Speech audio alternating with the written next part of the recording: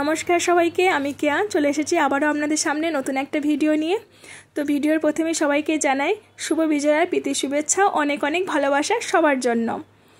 এবারে পুজোতে শ্রেষ্ঠ পাওনা ছিল আমার বড় মেয়ের সঙ্গে আমার ছোট মেয়ে। এই যে আমার বড় মেয়ে আর এই ম্যাডামের কোলে রয়েছে আমার ছোট মেয়ে। তো এই দুজনকে নিয়ে পুজোটা বেশ ভালোই কাটালাম, আর তাদেরকে নিয়ে একটা ভিডিও বানিয়েছি, সেই ভিডিওটাই আপনাদের সামনে তুলে ধরলাম। পুরো ভিডিওটা দেখার অনুরোধ করছি, আশা করছি আপনাদের খুব খুব ভালো লাগবে। আর সাথে এখানে দিল্লিতে কিছু বাঙালির কেমন করে পুজো করে সেটাও তুলে ধরলাম। তো প্রথমেই দেখছেন যে আমার ছোটো মেয়ে মাছ ভাত খাচ্ছে। আসলে এখানে নবরাত্রির জন্য সব মাছের দোকান বন্ধ ছিল। তো আমরা একটা জায়গায় গেছিলাম দিল্লি, সেটা হচ্ছে এখানে বাঙালি মার্কেট, চিত্তরঞ্জন পার্ক, যেখানে বাঙালিরা থাকে। তো সেই জায়গায় গিয়ে আমার মেয়ের জন্য প্রথমেই আগে মাছ ভাত কিনে তাকে খাইয়ে তাকে শান্ত করে তাকে নিয়ে ঠাকুর দেখতে বেরোয়। ও বাবা, ঠাকুর দেখতে তো বেরিয়ে যাব, খাইয়ে যেই একটু বেরিয়েছি শুরু হয়ে গেছে তাকে নিয়ে এরকম সবাই মিলে ছেঁড়াছেড়ি। মানে যেই দেখছে সেই আদর করতে চাইছে, সেই হেল্প নিতে চাইছে, কিন্তু ও তো কারোর কাছে যাবে না। এবার ও থাকছে আমার কোলের মধ্যে, আর ওনারা সবাই একটু করে সেলফি নিচ্ছেন, ওনাকে আদর করছে। কিন্তু আদর করলেই যখনই তারা ডাকতে চাইছে সে যাবে না কিছুতেই। তো আমার সত্যি বলছি পুজোটা এবার খুব খুব ভালো কেটেছে আমার এই দুই মেয়েকে সঙ্গে নিয়ে। আর এখানে দেখুন পুজোর মণ্ডপ, এটা ছিল একটা কালীবাড়ি, মানে নামটা কালীবাড়ি। এখানে কালী ঠাকুরও আছে আলাদাভাবে, সেটা খুব সুন্দর মন্দির, সেটা পরে একদিন দেখাবো। এখন যেহেতু দুর্গা পুজো দেখতে এসেছি, দুর্গা মণ্ডপটাই আগে দেখিনি। অবশ্যই আপনাদেরকে নিয়ে আসবো আস্তে আস্তে করে, কারণ আমি তো দিল্লি যেখানে যেখানে মন্দির আছে সেই সব জায়গাগুলো অবশ্যই যাই, আর সাথে করে ভিডিও করে আপনাদের সামনে তুলে ধরি।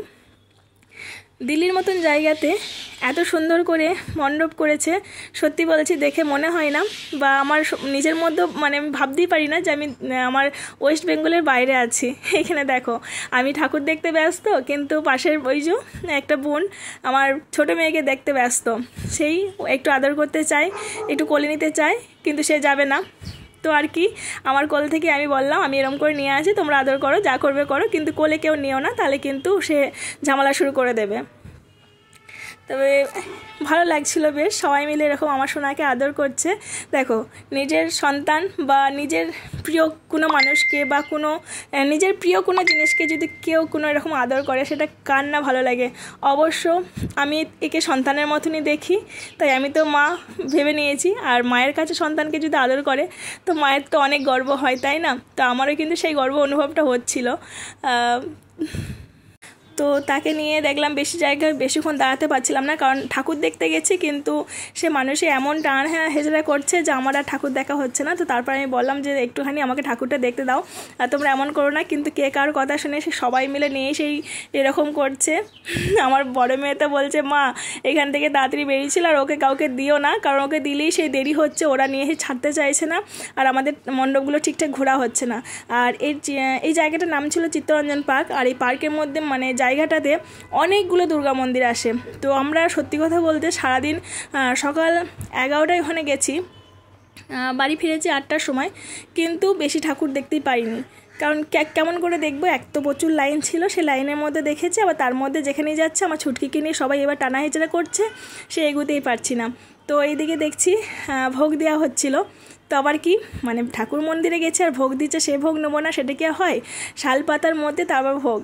তো লাইনে দাঁড়িয়ে পড়েছি, আর বাস আমরা বাঙালি বা বাঙালি অবাঙালি যাই হোক না কেন, মানে মায়ের প্রসাদ পাবো, ঈশ্বর ভগবানের প্রসাদ পাবো, সেখানে আমরা লাইন দিয়ে নেবো না, সেটা কি হয়?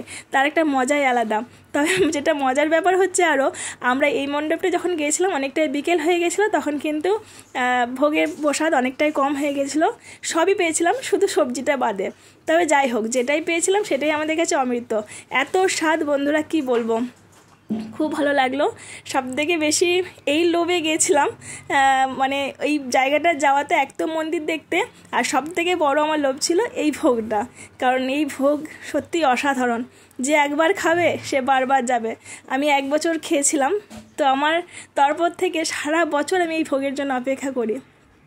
তো আর কি, অনেকটাই ভিডিওটা বড় হয়ে যাবে, কারণ অনেক ভিডিওই আছে, তো বেশি বড় আর করলাম না। সবাইকে মানে যারা যারা ভিডিওটা দেখলেন তাদেরকে অসংখ্য ধন্যবাদ। আর আমার গলার অবস্থাটা একটু খারাপ, তাই একটু মানিয়ে নেবেন। তো সবাইকে আবারও বিজয়ার প্রণাম দিয়ে আমার ভিডিওটা শেষ করলাম।